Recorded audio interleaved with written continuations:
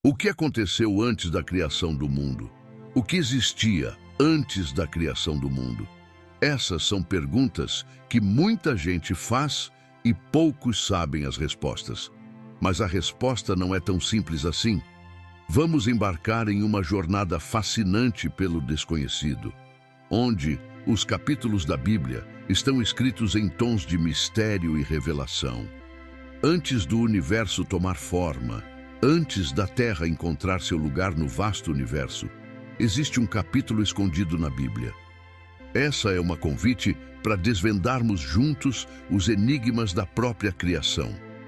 Os registros sagrados que falam sobre o que existia antes do mundo em 1 Pedro 1:20 dizem que ele foi formado antes da fundação do mundo, mas foi manifestado nos últimos tempos por causa dele. Gênesis documenta o começo da criação na história humana, mas não cobre os eventos da eternidade passada, já que Moisés escolheu omitir isso. Antes da criação da humanidade no mundo material, havia uma história independente da criação. Deus existia antes do conceito de energia, tempo, espaço e do universo. Foi criado pelo restante das Escrituras, que dão algumas pistas sobre a história da eternidade passada, que precedeu a vida humana antes da criação da Terra. Deus tinha majestade com seu Filho Jesus e explicou quem ele era antes da criação do mundo. Jesus compartilhou muitos mistérios conosco, incluindo eventos antes da criação. A oração que Jesus fez em João 17 é um dos capítulos mais significativos da Bíblia. É considerada a oração mais poderosa já feita pela maior pessoa que já viveu. Nesta oração, podemos sentir o pulsar do coração de Jesus enquanto ele ora ao seu Pai. A Bíblia contém muitas orações notáveis. Enquanto admiramos as orações de Salomão, Abraão e Moisés, essa oração em particular se destaca como a mais notável registrada na Bíblia, sobre a qual Jesus falou. O esplendor e a grandeza que ele compartilhou com Deus Pai antes da criação do mundo estão descritos em João 17, 1-5. Jesus disse essas coisas e, levantando os olhos ao céu, disse: Pai, chegou a hora, glorifica teu Filho. Filho, pode te glorificar assim como você deu autoridade sobre toda a humanidade, para que todos aqueles que você deu a ele possam ter a vida eterna. E a vida eterna é conhecê-lo, o único Deus verdadeiro, e a Jesus Cristo que você enviou. Eu te glorifiquei na terra, fazendo o trabalho que você me deu para fazer. E agora, Pai, glorifica-me contigo, com a glória que eu tinha contigo antes que o mundo existisse. Antes da criação da terra, Deus já existia e tinha majestade com seu Filho. O livro de Gênesis começa com a criação do homem e de outras criaturas, mas é evidente que Deus não estava começando ali. Segundo a Bíblia, Deus estava presente desde o início, quando o universo foi criado. De acordo com a Bíblia, Deus existia antes da criação do universo. Ele é descrito como um ser eterno que sempre existiu e sempre existirá. Isso é apoiado por vários versículos nas Escrituras. Em Gênesis capítulo 1, a palavra Elohim é um substantivo plural que significa deuses. Isso implica que Deus é 3 em 1. Agora, essa estrutura gramatical pode parecer errada, mas é teologicamente correta. Corrige e significa a natureza trina de Deus. Orações autênticas podem muitas vezes revelar os pensamentos e emoções mais profundos de uma pessoa. João 17 oferece uma oportunidade rara para nós testemunharmos a verdadeira natureza e o coração de Jesus. Através dessa oração, Jesus aborda vários temas que são explorados ao longo do Evangelho, incluindo glória, glorificar, enviado, crer, mundo e amor. Jesus pediu para ser glorificado. Pai, chegou a hora. Glorifica teu Filho para que teu Filho também te glorifique. Antes da hora da glorificação de Jesus, ainda não tinha chegado. Agora chegou a hora. Jesus orou primeiro por si mesmo, mas seu pedido não era egoísta. A preocupação dele consigo mesmo era uma preocupação pela glória do Pai. O filho só pode glorificar o pai se o pai primeiro responder à oração do filho: glorifica o teu filho. Jesus não esperou até seu trabalho na cruz para glorificar Deus, o Pai. Durante toda a sua vida, ele glorificou Deus aqui na terra. Jesus glorificou o Pai ao longo de sua vida, desde sua circuncisão e dedicação no templo até sua obediência silenciosa em Nazaré. Jesus trouxe glória a Deus, o Pai, através de tudo isso. Sua fé inabalável, obediência e trabalho árduo durante seu ministério na terra, cada sermão que pregou, cada cego ou doente que curou, cada instrução e treinamento que deu aos seus discípulos, cada confronto com líderes religiosos corruptos, cada pergunta que respondeu e cada toque amoroso que deu a eles, tudo isso serviu para glorificar Deus, o Pai.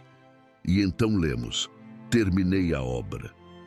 Jesus, com confiança e segurança divina, viu o trabalho na cruz como já concluído. Jesus pediu ao Pai que o glorificasse com mesma glória que o próprio Pai. Essa era uma oração de total dependência de Deus, Pai, não de independência. Várias pessoas pedem por louvor e atenção, mas o chamado para a glorificação de Jesus é bem diferente. Glorifica-me com a tua própria glória. A diferença geralmente está entre dependência e independência. Também lemos sobre a glória que eu tinha contigo antes do mundo existir. Se Jesus estava ciente da sua pré-existência e da sua natureza, ele sabia que houve um tempo na eternidade em que Deus Filho e Deus, o Pai, compartilhou a glória. Jesus não poderia orar isso de maneira tão honesta ou sensata se ele não fosse o próprio Yahweh, igual ao Deus Pai. Em Isaías 42:8, Yahweh proclamou que não compartilha sua glória com ninguém. Se Deus Pai e Deus Filho compartilham essa glória, eles devem ser ambos Yahweh. Um comentarista da Bíblia observou que Jesus tinha um pedido principal para que o Pai o recebesse de volta, a glória que ele havia deixado para cumprir sua missão. Esse pedido de retorno à sua glória imaculada implica claramente isso. Pré-existência e igualdade com o Pai, isso confirma a afirmação de que ele e o Pai são um, como está em João 10:20 e 30. O Evangelho de João enfatizou a glória de Jesus ao longo de seu relato. João foi cuidadoso em registrar as várias maneiras pelas quais Jesus se referiu à sua própria glória. Nesta oração, os eventos que levaram à crucificação começaram com a traição. A frase "agora o Filho do Homem é glorificado" se refere à razão pela qual Jesus veio ao mundo. Ele morreria e ressuscitaria dos mortos como uma expiação substitutiva. O Filho iria glorificar o Pai e o Pai iria glorificar o Filho. Eles promoveriam a glória um do outro, destacando a grandeza de Deus. É isso que os cristãos são chamados a fazer. Tudo o que fazemos em pensamento, palavra e ação é para a glória de Deus. Jesus não ora só por si mesmo, ele ora por nós. Em João 17:4, Jesus diz: Pai, eu desejo que aqueles que me deste também estejam comigo onde eu estou, para ver a minha glória que me deste, pois me amaste antes da fundação do mundo. Nós, na nossa vida espiritual, devemos tudo ao Salvador que se deu por nós, que orou por nós para que pudéssemos ser um com Ele e que nos deu uma vida tão linda como exemplo para seguirmos. No final da nossa oração, vemos Jesus e a sua glória novamente no livro de Apocalipse. João, ao documentar as coisas que viu, vê um Jesus poderoso, que não é como qualquer homem comum. Em Apocalipse 1:12 a 13, João se vira para ver a voz que fala com ele, e vê 7 candelabros de ouro no meio dos candelabros. Ele viu alguém parecido com um filho do homem, vestido com uma túnica que ia até os pés e tinha uma faixa dourada na altura do peito. João descreve o som da voz, que ouviu como distinto e marcante, parecido com o som de uma trombeta. A voz poderosa é a do Alfa e Ômega, o primeiro e o último, que estão no começo e no fim de tudo. Jesus se identificou com esses nomes em Apocalipse 1:8, confirmando claramente sua divindade. A gente pode imaginar o que passou pela cabeça de João quando ele viu isso. Comparou o som da voz que ouviu com a memória da voz de Jesus. João descreveu ela como uma trombeta em Apocalipse 1:10. No entanto, ele sabia que era Jesus por causa da descrição da voz como o Alfa e o Ômega. Depois de passar um bom tempo com Jesus durante seu ministério na terra, João finalmente teve a oportunidade de encontrá-lo cara a cara. O manto e o cinto podem trazer à mente a imagem do sumo sacerdote da Bíblia, sugerindo que Jesus é o sumo sacerdote do seu povo. Outras menções de cintos em Apocalipse, assim como em 15 de junho, também são dourados e associados a imagens sacerdotais de anjos no templo celestial. Portanto, Jesus aparece não apenas como rei, mas também como sacerdote, uma combinação de imagens familiar para os judeus da época. João continua descrevendo a cabeça e os cabelos de Jesus como brancos como lã, brancos como a neve, seus olhos como uma chama de fogo, seus pés como bronze polido, quando aquecido até brilhar em uma fornalha, e sua voz é o som de muitas águas, de acordo com Apocalipse 1:16 a 15. Essa descrição dos olhos dele é semelhante à narrativa que temos de um anjo no livro de Daniel. Daniel 10:6. Seu corpo era como topázio, seu rosto tinha a aparência de relâmpago, e seus olhos eram como tochas queimando. Seus braços e pés brilhavam como bronze polido, e o som de suas asas era como o som de uma multidão. Essa descrição de suas partes é parecida com a narrativa que temos de um anjo no livro de Ezequiel 1:7. Suas pernas eram retas e seus pés eram como cascos de cavalo e brilhavam como bronze polido. A característica angelical que aparece na de João. A visão de Jesus não o coloca no mesmo nível dos anjos, mas sim destaca a imensa grandeza dele. Ele não pode ser retratado como menos glorioso do que um anjo. Os olhos brilhantes como fogo descrevem olhares apaixonados na literatura grega, mas também podem representar os olhos flamejantes e sobrenaturais de seres divinos ou anjos. O metal reluzente pode simbolizar a glória de Deus, como em Ezequiel 1:27, mas outras características sugerem que, embora João retrate a glória de Jesus como não menos do que a de um anjo, com certeza é mais do que a de um anjo. O rosto de Jesus também brilha como o sol. Textos gregos às vezes retratam a divindade brilhando como o sol ou um relâmpago. O texto judaico faz o mesmo para os anjos e outros, mas também para Deus. João continua em Apocalipse 1, versículos 16 a 17. Na sua mão direita, ele segurava 7 estrelas, e da sua boca saía uma espada afiada de 2 gumes. Seu rosto era como o sol brilhando com toda a sua força. Quando o vi, cai aos seus pés como um homem morto. E ele colocou sua mão direita sobre mim, dizendo para não ter medo, eu sou o primeiro e o último. Embora João tenha sido um apóstolo que conheceu Jesus enquanto ele estava na terra, ele ficou maravilhado ao ver essa cena incrível. Mesmo os 3 anos que João passou na terra com Jesus não o prepararam direito para o momento em que Jesus apareceu a ele em sua majestade celestial. Naquele momento, João percebeu o poder divino e a majestade que Jesus abriu mão enquanto viveu na terra. Filipenses 2, versículo 7. Mas esvaziou-se, assumindo a forma de servo e nascendo na semelhança dos homens. Nesse ponto, João sabia que era um milagre que Jesus pudesse proteger sua glória e autoridade enquanto caminhava por esta terra. Apocalipse 1, versículo 8. Eu sou o que vive, estive morto, e eis que estou vivo para todo o sempre, e tenho as chaves da morte e do inferno. A vitória que Jesus teve sobre o pecado e a morte é eterna. Ele não ressuscitou só para morrer de novo.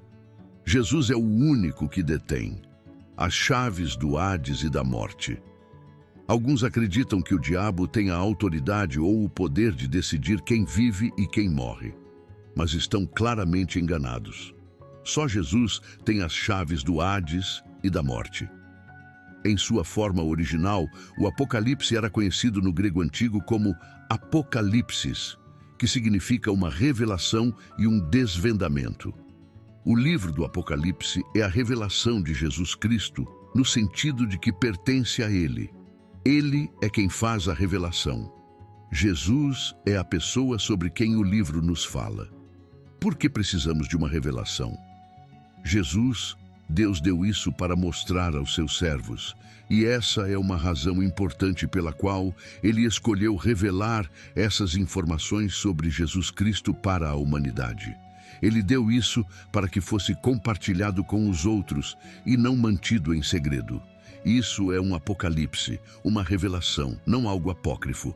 A criação escondida dos filhos de Deus é muitas vezes uma identidade misteriosa. Muitos leitores da Bíblia acham a identidade dos filhos de Deus e dos nefilins fascinante, como está em Gênesis 6, 1 a 4. E no livro de Jó, tem um homem rico chamado Jó, que vivia na terra de Uz com sua família grande e muitos rebanhos. Ele era conhecido por ser irrepreensível e justo, sempre tentando viver uma vida moral. Tinha um relacionamento disciplinado com Deus. No entanto, ele logo perde todas as suas posses e sofre muito. Esse sofrimento deixa Jó amargo, ansioso e com medo. Ele quer enfrentar Deus e protestar. Eventualmente, Deus intervém na situação. 3 vezes Jó pede para Deus falar com ele. Agora recebeu o trabalho que desejava. Onde você estava quando eu lancei os fundamentos da terra? Me diga, se você sabe e entende quem determinou as medidas da terra, se você sabe também quem esticou a linha de medida sobre ela, sobre o que os seus fundamentos foram estabelecidos, ou quem colocou a pedra angular dela, quando as estrelas da manhã se uniram e todos os anjos, filhos de Deus, gritaram de alegria. O objetivo dessa declaração é deixar claro que quando Deus criou os fundamentos da terra, a obra não revela o poder que. A sabedoria e o poder que Deus possui superam de longe o poder de Jó. Suas capacidades não podem ser comparadas a Deus de jeito nenhum. Algumas das perguntas também servem para lembrar o trabalhador que havia muitas coisas que ele não sabia quando as estrelas da manhã cantavam juntas e todos os filhos de Deus gritavam de alegria. É revelado que seres angélicos conhecidos como as estrelas da manhã e os filhos de Deus presenciaram a criação da terra e celebraram a glória, o poder e a sabedoria de Deus envolvidos no processo de criação da terra. Havia relatos de casamentos mistos entre os filhos de Deus e as filhas dos homens, que eram considerados ímpios numa época de rápido crescimento populacional, especialmente por causa da longa expectativa de vida no mundo antes do dilúvio. Gênesis 6, 1 a 4, diz que quando a humanidade começou a se multiplicar sobre a face da terra e nasceram filhas, os filhos de Deus viram que as filhas dos homens eram bonitas e escolheram esposas para si quem quer que quisessem. Então o Senhor disse: "Meu espírito não vai. Fique com o homem para sempre, porque ele também é carne, mas seus dias serão 120 anos. Durante esse tempo, os Nefilim estavam na terra, tanto antes quanto depois, quando os filhos de Deus vieram às filhas da humanidade e elas tiveram filhos com eles. Esses eram os homens poderosos de renome antigo. Mas quem eram esses filhos de Deus?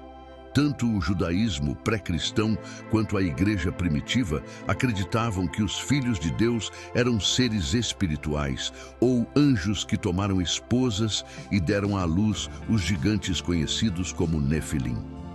As principais perspectivas sobre a identidade dos filhos de Deus são as seguintes.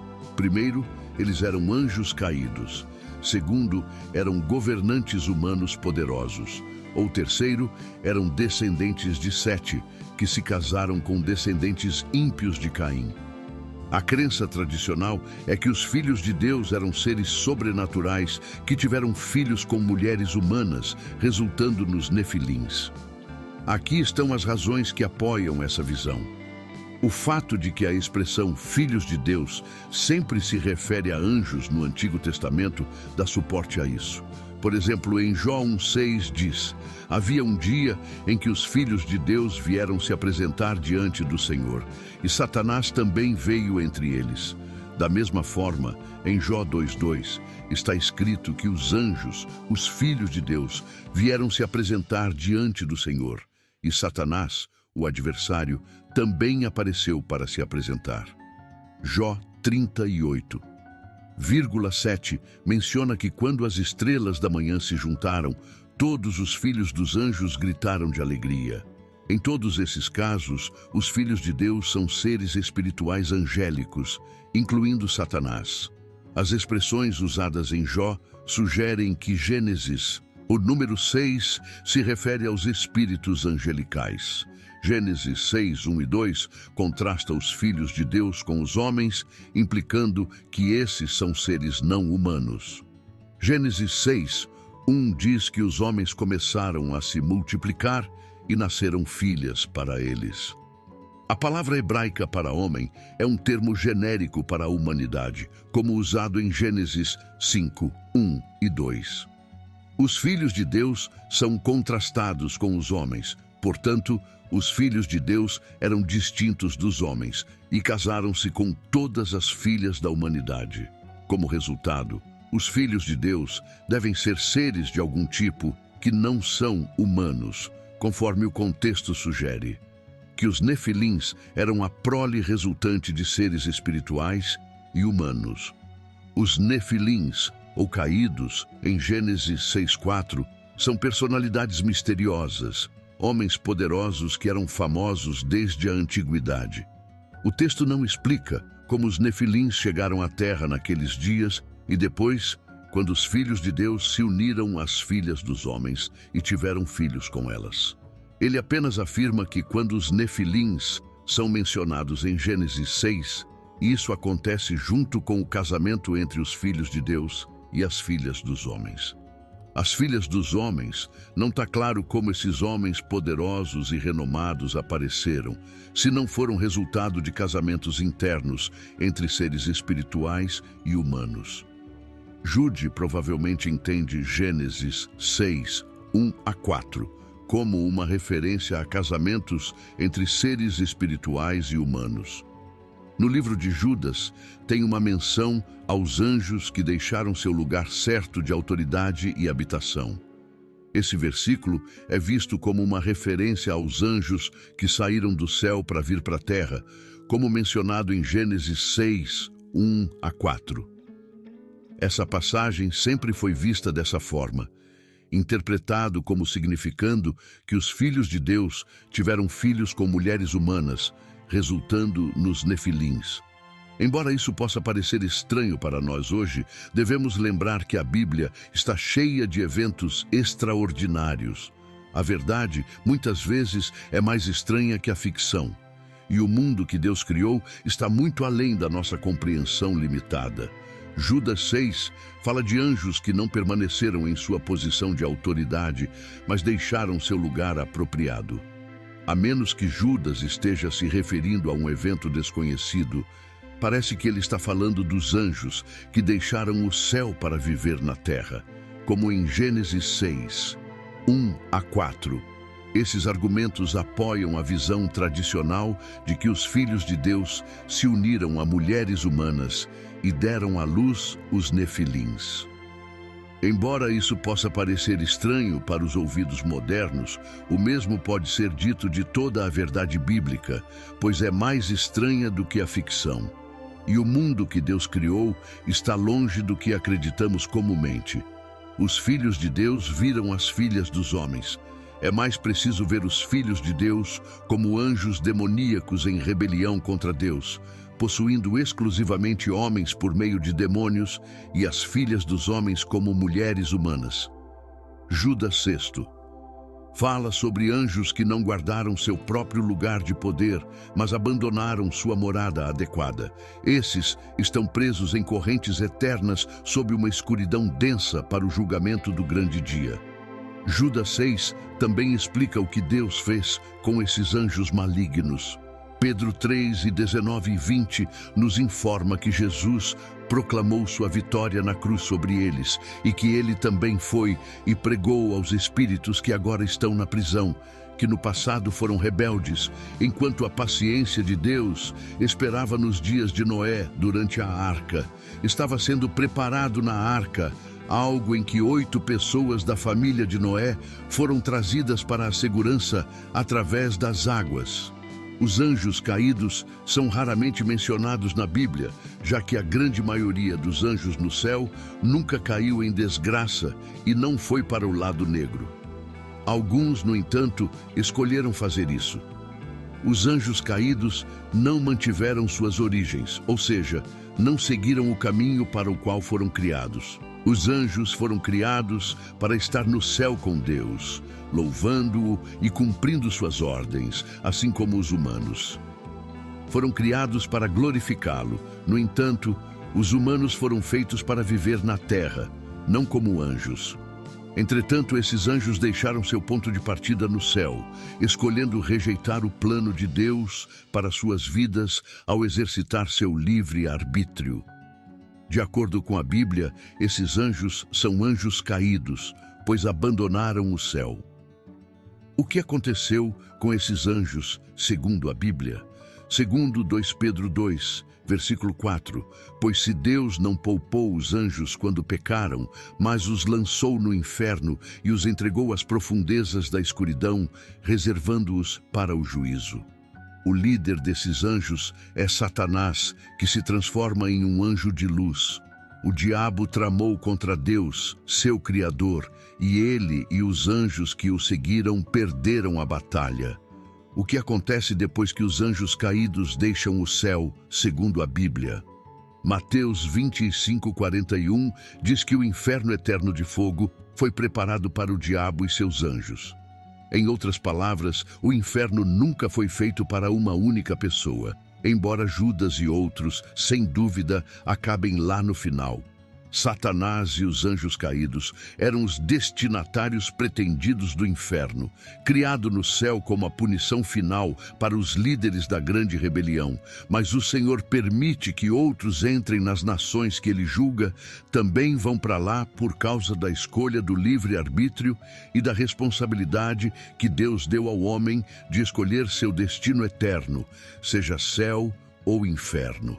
É o inferno que Satanás e os anjos caídos, 1/3 daqueles que se rebelaram ao lado dele, também vão.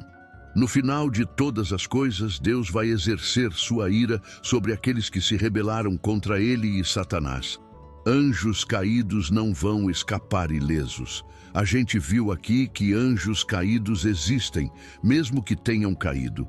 Graça é um conceito difícil de entender para alguns de nós. A gente gostaria de acreditar que anjos não podem cair, mas a história bíblica prova o contrário. Os anjos caídos são conhecidos por serem 1/3 do exército angelical que seguiu Satanás na grande rebelião, tentando derrubar Deus e seu trono para tomar controle do céu. A gente também sabe que essa tentativa foi um fracasso colossal e que Satanás e seus anjos rebeldes foram. Alguns anjos caídos foram expulsos do céu e foram para o inferno, enquanto outros estão na terra seguindo caminhos diferentes. Como diz Gênesis 6, os anjos caídos se casaram com humanas e tiveram filhos gigantes com elas. Como dá para ver, Satanás é muito mais do que uma figura vermelha com chifres e um tridente. Ele é um ser antigo, com um verdadeiro poder espiritual, que ele usa para o mal e para seus próprios interesses. Ele tem uma hostilidade especial contra os cristãos e busca sua aniquilação. Então, aqui estão 3 verdades cruciais para se ter em mente enquanto navegamos por essa realidade espiritual. Um erro sério é considerar Deus e o diabo como opostos polares. Isso dá ao Satanás muito mais crédito do que ele merece. A disparidade de poder entre Deus e Satanás é a de um Criador infinito em ação. Não importa quão astuto ou poderoso Satanás se torne em sua rebelião contra Deus, ele nunca vai conseguir igualar o poder daquele que o criou. Ele simplesmente não consegue. Nenhum ser angelical, seja caído ou justo, pode competir com o poder e a autoridade de Jesus. Por outro lado, subestimar Satanás é um risco. O poder é um erro perigoso. Ele não é mais forte que Deus, mas é mais forte que você há milênios. Satanás tem tramado planos sombrios e malvados. Ele é um mentiroso habilidoso e um manipulador com um poder incomparável em relação a qualquer ser humano mortal. Embora devamos ficar atentos a Satanás, não precisamos temê-lo, nem sabemos qual é o verdadeiro nome dele, que eu acredito ser uma dica sutil de que ele não é uma ameaça grande o suficiente para Deus na batalha espiritual. Saber o nome dele, a derrota de Satanás foi prevista desde o começo. Podemos ver o fim desde o começo nos primeiros capítulos de Gênesis. Deus declara a serpente derrotada, mesmo depois de ter desviado Adão e Eva. Aqui está o que Deus tem a dizer à serpente, e vemos essa promessa se cumprindo no sacrifício de Jesus. Apesar de receber o golpe fatal, Jesus esmagou a cabeça da serpente quando entregou seu espírito. Estamos ansiosos pelo dia em que essa promessa será completamente cumprida. Estejam preparados para a batalha espiritual. Muitos de nós, criados em tempos modernos, muitas vezes estão cegos para as realidades espirituais e o que é invisível. Forças em ação. Embora a gente aprenda sobre elas nos livros e converse a respeito, poucos realmente participam delas. Ao fazer isso, podemos nos expor a conflitos espirituais. A maneira mais rápida de perder uma batalha é não saber que você está envolvido nela. O poder de Jesus é muito mais do que palavras em uma página e esperança após a morte. Batalhas espirituais acontecem ao nosso redor todos os dias. Se quisermos ser guerreiros espirituais eficazes, precisamos confiar na oração, sintonizar nossos corações com a verdadeira presença de Deus e cultivar o discernimento enquanto buscamos fazer isso. O trabalho do Pai, nosso adversário, é formidável, mas nosso Deus é ainda mais formidável. Uma guerra espiritual está acontecendo agora que afeta cada pessoa no planeta. É um confronto entre dois reinos, um liderado pelo Deus Todo-Poderoso, o Príncipe da Paz, e o outro liderado por Satanás, o Príncipe das Trevas. Um é o reino do bem, enquanto o outro é o reino do mal. Um representa a luz, enquanto o outro representa as trevas. Um representa bênçãos, enquanto o outro representa maldições. Um representa a vida, enquanto o outro representa a morte. Dois reinos antagônicos não conseguem coexistir. Eles estão em conflito desde o começo da batalha espiritual. O que causou esse conflito? Depois de serem expulsos do terceiro céu, Satanás e seus seguidores se uniram e formaram o reino rebelde que ainda existe hoje. Esse reino vai continuar existindo até ser destruído pelo poder supremo de Deus. Paulo nos alertou para mantermos nosso objetivo principal em mente. Assim, conseguimos enfrentar as ciladas do diabo sem nos voltarmos uns contra os outros. Ele enfatizou que nosso adversário não é carne e sangue, mas espíritos malignos. Quando esse evento aconteceu antes da criação do mundo, muita gente se pergunta o que rolou antes da fundação da Terra. Várias coisas aconteceram, mas teve um acontecimento que envolveu você. Antes das fundações da terra, Deus te escolheu. Em Efésios 1, 3 e 4 diz: Bendito e louvado seja Deus, o Pai de nosso Senhor Jesus Cristo, que nos abençoou com todas as bênçãos espirituais nas regiões celestiais em Cristo, assim como em seu amor, Ele nos escolheu em Cristo. Ele realmente nos selecionou para Antes da fundação do mundo, Ele mesmo nos escolheu para sermos santos, aqueles que são consagrados e separados para Ele, motivados por um propósito e irrepreensíveis aos seus olhos cheios de paixão. A carta que Paulo escreveu aos Efésios é diferente de muitas das suas outras cartas no Novo Testamento, como a de Romanos. Efésios não foi feita tanto para tratar das preocupações de uma igreja específica, mas para esclarecer alguns dos enormes princípios que permeiam todo o Novo Testamento, como acontece na carta aos Romanos. Foca mais no trabalho de Deus no cristão individual. Efésios inclui os grandes temas da obra de Deus na igreja, na comunidade de crentes. Ao considerar as ideias enormes e gloriosas apresentadas em Efésios, é essencial lembrar que Paulo escreveu essa carta enquanto estava na prisão. Paulo escreveu em 2 Coríntios 2, 9 e 10. Mas, assim como está escrito nas Escrituras, coisas que o olho não viu, nem o ouvido ouviu, e que não subiram ao coração do homem, tudo que Deus preparou para aqueles que o amam. Quem o ama, aqueles que o seguram com carinho e respeito, que o obedecem e que reconhecem com gratidão os benefícios que ele nos deu, porque Deus os revelou a nós através do Espírito Santo, que examina tudo com cuidado, até o que é sonoro, e mede as profundas profundezas de Deus, os conselhos divinos e coisas que estão muito além da compreensão humana. Era essencial enfatizar que essas bênçãos estão disponíveis tanto para os crentes gentios quanto para os judeus.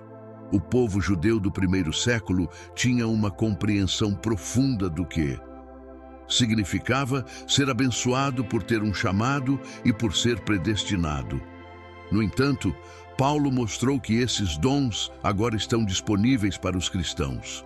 Lemos que temos todas as bênçãos espirituais nos lugares celestiais em Cristo.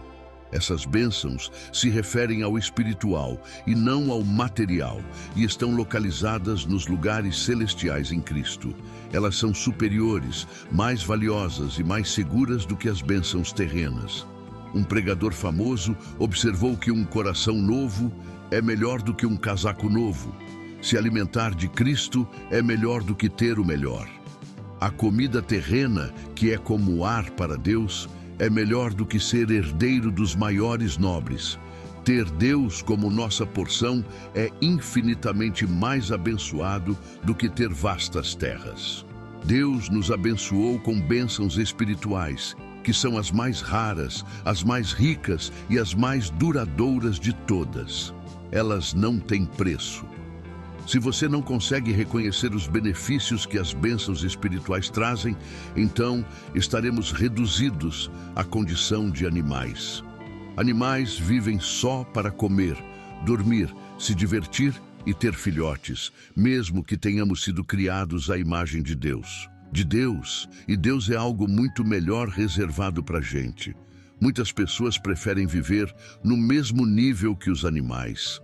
Deus quer que a gente conheça todas as bênçãos espirituais nos lugares celestiais em Cristo.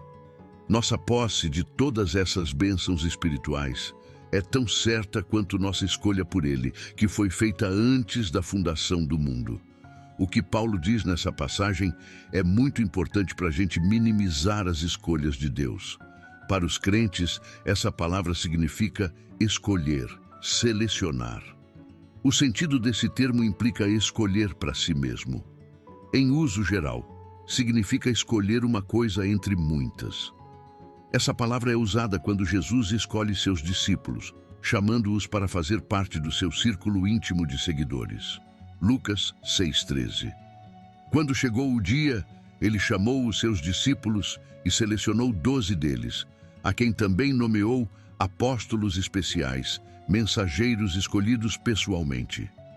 Mas o uso principal no Novo Testamento se refere à eleição de Deus dos crentes em Cristo para a salvação. Somos chamados para sair do mundo e pertencer a Cristo. João 15 e 16. Vocês não me escolheram, mas eu os escolhi. Você e eu te escolhemos e te colocamos aqui de propósito, para que você vá e dê frutos. Continue produzindo e que seus frutos fiquem e sejam duradouros. Assim, tudo que você pedir ao Pai em meu nome, como meus representantes, Ele vai te dar, para que não haja tendência de desânimo ou desistência. Jesus lembrou eles que foi Ele quem os escolheu, o que pode significar que Ele os escolheu para serem discípulos ou para darem frutos. Ele os separou para a missão que estão por vir. É preciso ir e dar frutos. Isso pode significar as graças da vida cristã, como amor e paz. Também pode indicar a salvação das almas para o Senhor Jesus Cristo. As duas coisas estão conectadas de uma maneira muito significativa. Não conseguimos trazer o segundo tipo de fruto até que tenhamos conseguido manifestar o primeiro tipo. As razões da escolha de Deus não são caprichosas nem fruto de um processo aleatório. Embora não consigamos compreendê-las, temos certeza de que são sábias e boas em todos os aspectos. As razões estão todas nele e não em nós. Sua escolha é de acordo com o bom prazer da sua vontade.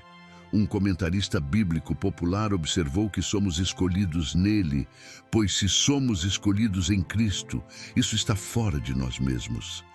Não é por causa da nossa dignidade, mas porque nosso Pai Celestial nos inseriu através da bênção da adoção no corpo de Cristo. Resumindo, o nome de Cristo exclui todo mérito em tudo que os homens têm por si mesmos. Fomos selecionados não apenas para a salvação, mas também para a santidade. Efésios 1, 5 e 6. Predestinados e planejados com carinho para sermos adotados como filhos dele por meio de Jesus Cristo, conforme sua intenção gentil e boa vontade, para louvor da sua gloriosa graça e favor que ele tão generosamente nos concedeu no amado, seu Filho Jesus Cristo. As palavras santo e irrepreensível são uma metáfora tirada dos sacrifícios perfeitos e sem mancha que a lei pedia para o povo trazer ao altar de Deus. Lemos que ele nos predestinou para a adoção como filhos por meio de Jesus Cristo.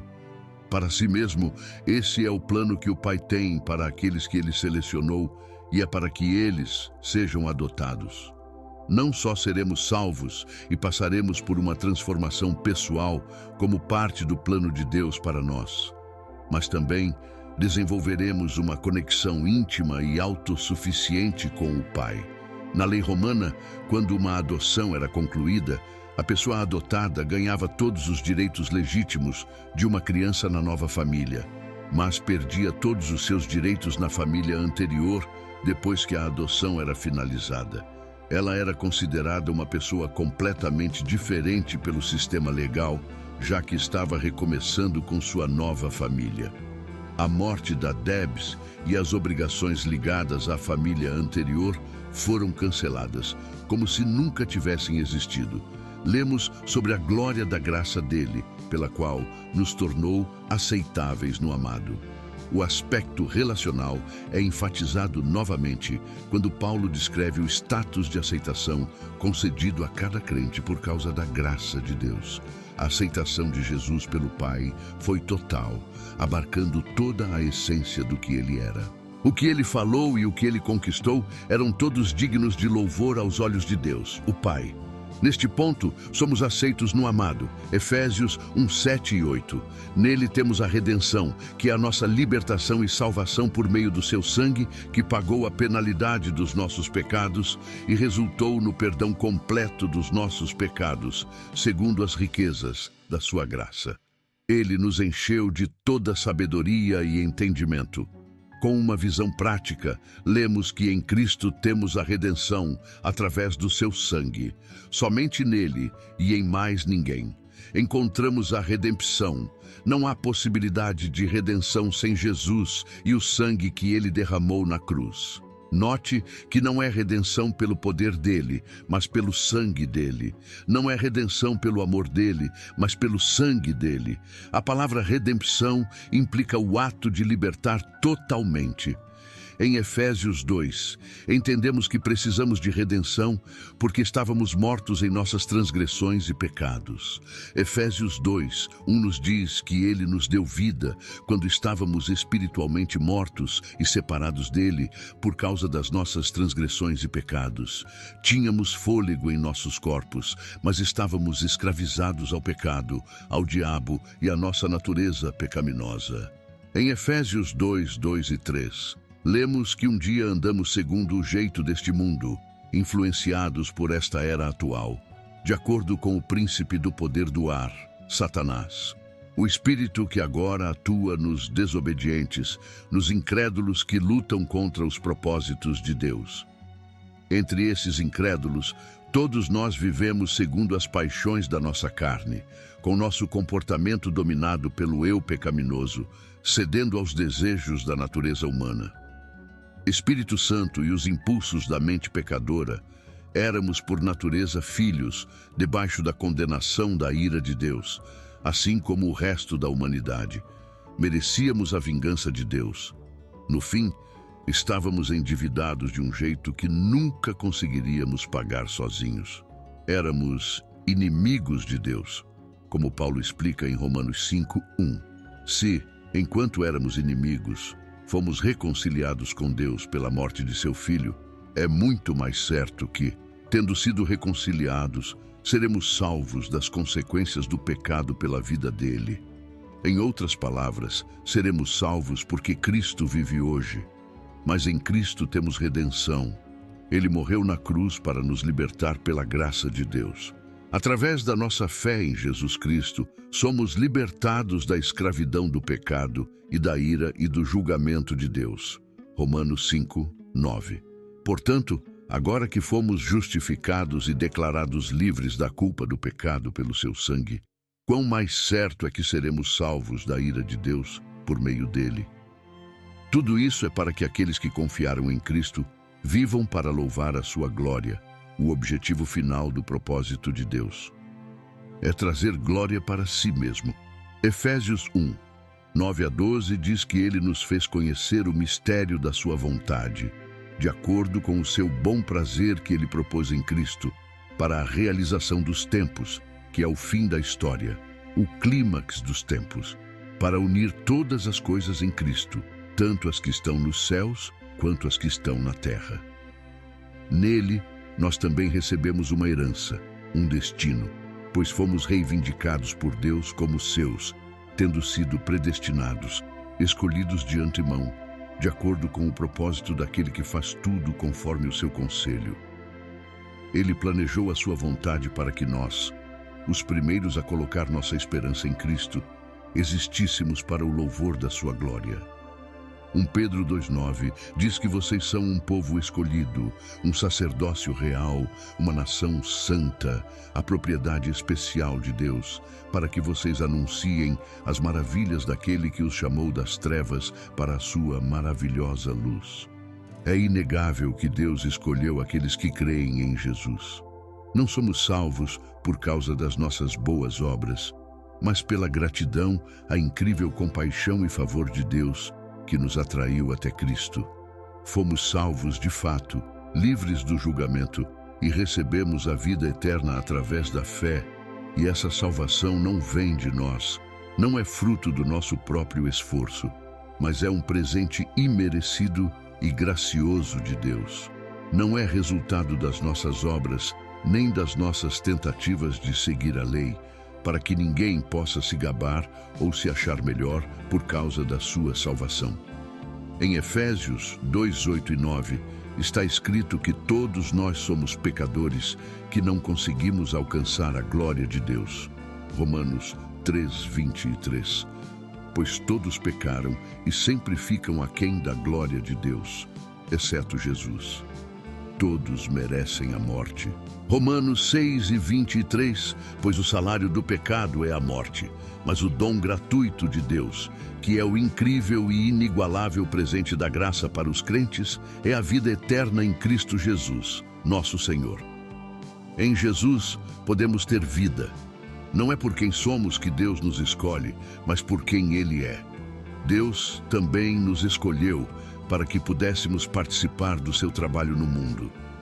Efésios 2:10. Pois somos obra sua, uma obra-prima, criada em Cristo Jesus, renascida do alto, espiritualmente transformada e renovada, pronto para ser usado em boas obras que Deus preparou para nós de antemão, caminhos que Ele traçou para nós seguirmos, vivendo a boa vida que Ele já arranjou e preparou para nós. Moisés explica para os filhos de Israel em Deuteronômio 7:7-9 as razões pelas quais Deus os escolheu como seu povo. O Senhor não fez de vocês seus amados, nem os escolheu porque vocês eram mais numerosos do que os outros povos, pois vocês eram os menores de todos, mas porque o Senhor os amou e cumpriu o juramento que fez aos seus ancestrais. O Senhor os trouxe para fora com poder e te resgatou da casa da escravidão, da mão do faraó. Então, saiba que o Senhor teu Deus é Deus, o Deus da fé, que cumpre sua aliança e sua fidelidade por 1000 gerações aos que o amam e guardam seus mandamentos. Deuteronômio 7:7-9. Assim como Deus escolheu Israel por amor, e não por nada impressionante na nação, Deus nos escolhe por amor. A doutrina da predestinação é difícil de entender, pois naturalmente tendemos a pensar que aqueles que são. Os predestinados são escolhidos por algum mérito próprio. Para entender por que Deus te criou, você precisa enxergar a visão de Deus para a sua vida. Uma verdadeira visão é o desdobramento do plano e propósito divinos. Cada pessoa foi criada para cumprir um propósito específico na Terra, assim como todo fabricante lança um produto para atender uma necessidade.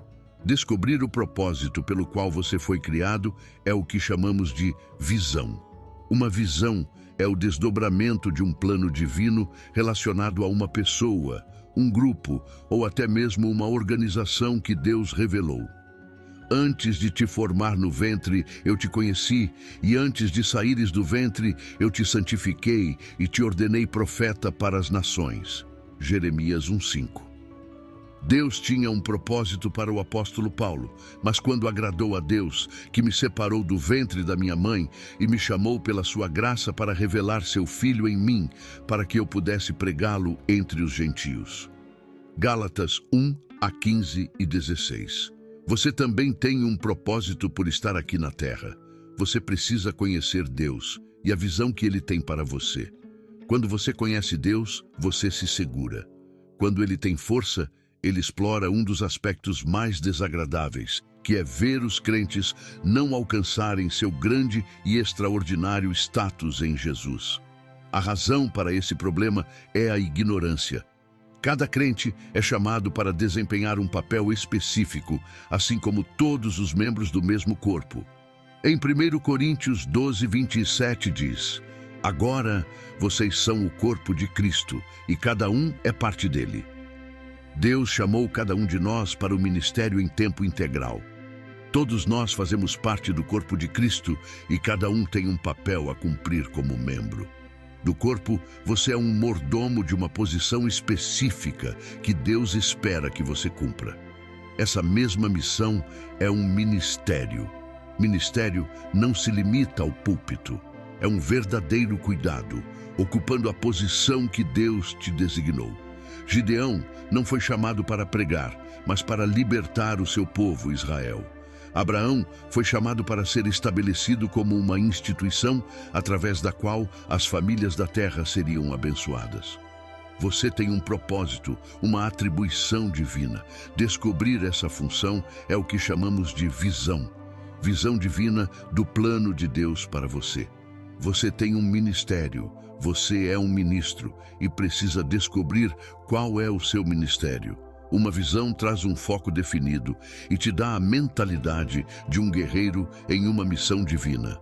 Quando Deus quis libertar seu povo do Egito, quem Ele escolheu? Eu e você teríamos escolhido alguém eloquente, mas Deus escolheu um gaguejante, que foi Moisés. Deus faz isso para mostrar ao mundo a sua glória. Seu talento natural não pode te qualificar para uma tarefa divina que exige recursos divinos. Você vai precisar disso. A força divina e o poder divino só podem ser aperfeiçoados na fraqueza. Segundo Coríntios 12, 9, pois o meu poder se aperfeiçoa na fraqueza. Uma visão pode ser falada, pictórica ou ambas. De qualquer forma, a visão vem como uma linguagem espiritual, pela qual Deus transmite seu plano para os vasos escolhidos. Um sonho não é uma visão, mas uma visão pode ser comunicada a você de acordo com seu nível de entendimento, seja por palavras ou imagens, na medida em que isso facilita a compreensão. Você foi criado para servir ao reino de Deus. Você precisa enxergar. A visão que Deus tem para você é planejar o seu reino. Um bom arquiteto não começa a construir sem antes considerar o layout geral do prédio. Então, não deveria nos surpreender que Deus estava planejando o seu reino antes de criar o universo. Deus não foi pego de surpresa com nenhum tipo de Big Bang e torceu para que tudo desse certo. Ele criou tudo de forma intencional, com um propósito específico em mente, e esse propósito já estava determinado antes. Por exemplo, no capítulo 25 de Mateus, nos diz que ele colocará as ovelhas à sua direita, no lugar de honra, e os bodes à sua esquerda, lugar de rejeição. Então o rei dirá àqueles à sua direita: venham, vocês que são abençoados por meu Pai, favorecidos por Deus, destinados à salvação eterna, herdem o reino preparado para vocês desde a fundação do mundo. Pois eu estava com fome e vocês me deram de comer, estava com sede e vocês me deram de beber, era estrangeiro e vocês me acolheram. Isso revela que Deus planejou seu reino antes da criação e sempre quis que os crentes estivessem unidos com Cristo. O amor é uma parte essencial do plano de Deus para seu reino.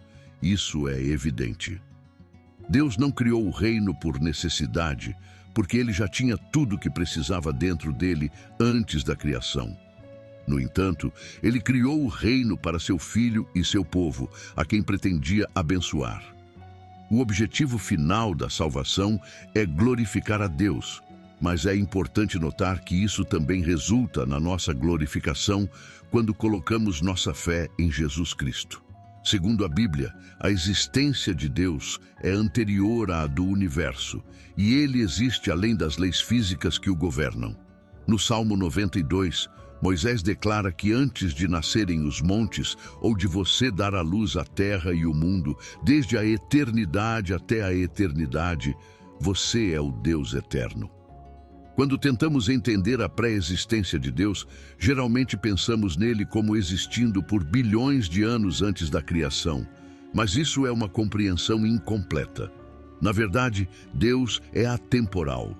Ele criou o próprio tempo e também pode entrar no tempo e no espaço para intervir nos eventos sempre que necessário. Isso significa que Deus está fora das limitações do. Ele pode ver o passado, o presente e o futuro tudo de uma vez. Além disso, a capacidade de Deus de entrar no tempo e no espaço permite que ele interaja com sua criação e intervenha nos assuntos humanos a qualquer momento. É natural que a gente pergunte o que Deus estava fazendo na eternidade antes de criar o universo. A ideia do que Deus estava fazendo antes da criação é um desafio para a gente entender completamente, já que nossa compreensão humana é limitada. No entanto, nas Escrituras, Deus revelou alguns detalhes sobre suas atividades antes da criação que podem nos ajudar. Ganhar uma compreensão mais profunda da sua natureza, assim como da sua relação com o mundo criado e seus planos para ele. Ao explorar esses detalhes, podemos entender melhor a natureza da existência de Deus fora do tempo e do espaço e as maneiras como ele orquestrou o desenrolar do cosmos. Isso pode ser uma experiência profundamente enriquecedora e um estudo esclarecedor para quem busca conhecer Deus melhor. Vamos orar. Querido Deus, nosso amado Pai Celestial, há momentos em que ansiamos por sentir sua presença, ver um sinal de que estás perto de nós e saber que você se importa com o que estamos passando, apesar da nossa fé e confiança em você. Às vezes, sentimos falta de um lembrete concreto de que você está conosco, nos guiando e nos protegendo. Pedimos humildemente perdão pelas nossas dúvidas e oramos para sermos elevados a um nível maior de fé e compreensão. Pedimos perdão pelas vezes em que questionamos e duvidamos e imploramos para que nos leve a um nível mais alto de fé e entendimento. Por favor, nos conceda a sabedoria para ver além das nossas próprias perspectivas limitadas e a coragem para confiar. Que o seu plano divino nos permita estar abertos a novas percepções e revelações e que a nossa fé se fortaleça diante das adversidades. Oferecemos esta oração com humildade e gratidão pelo seu amor infinito e orientação. Eu admito de forma humilde e aberta que preciso entender melhor vários aspectos da minha vida. Reconheço que as bênçãos em favor do divino são essenciais para viver uma vida significativa e plena. Oro para que a presença divina me guie e me abençoe com sua graça. Querido Deus, sou muito grato por ter enviado seu Filho Jesus. Neste mundo, você veio para ser meu Salvador. Fico maravilhado com esse amor imenso que você tem por mim, por permitir que ele morresse na cruz e pagasse o preço por todos os meus pecados. Além disso, sou imensamente grato pelo seu presente da fala, a Bíblia, que revela de forma tão linda o seu plano de redenção para toda a humanidade. É uma fonte de conforto, orientação e inspiração para mim em todos os aspectos da minha vida. E por último, não consigo expressar o quanto sou grato pelo precioso presente do Espírito Santo que vive em mim, me guiando em toda a verdade, ajudando-me a lidar com os altos e baixos da vida. Obrigado pela sua graça e misericórdia infinitas e pelo seu amor inabalável que me sustenta a cada dia. Amém. Deus gracioso e amoroso, meu coração está cheio de gratidão enquanto me coloco diante de você em oração. Fico maravilhado com a profundidade do seu amor por mim e por todo o mundo. Você enviou seu amado Filho, Jesus Cristo, para pagar o preço máximo pelos meus pecados, para que eu possa ter vida eterna com você. Sua palavra, a Bíblia, é um tesouro de sabedoria e conhecimento que revela seu plano. Da redenção para toda a humanidade, é uma fonte de conforto, força e orientação para mim enquanto enfrento os desafios da vida. Acima de tudo, fico impressionado com o presente do Espírito Santo que habita em mim, me confortando, me guiando e me levando a toda a verdade. Seu amor e misericórdia são infinitos e serei eternamente grato pelas bênçãos que me concede a cada dia. Obrigado, Pai Celestial, pela sua graça e compaixão infalíveis. Pai, oro para que você abra os olhos do meu coração, enquanto leio, estudo e medito na sua palavra, para que eu possa ver. Te amo mais claramente e te amo mais eternamente em nome de Jesus. Eu oro. Amém.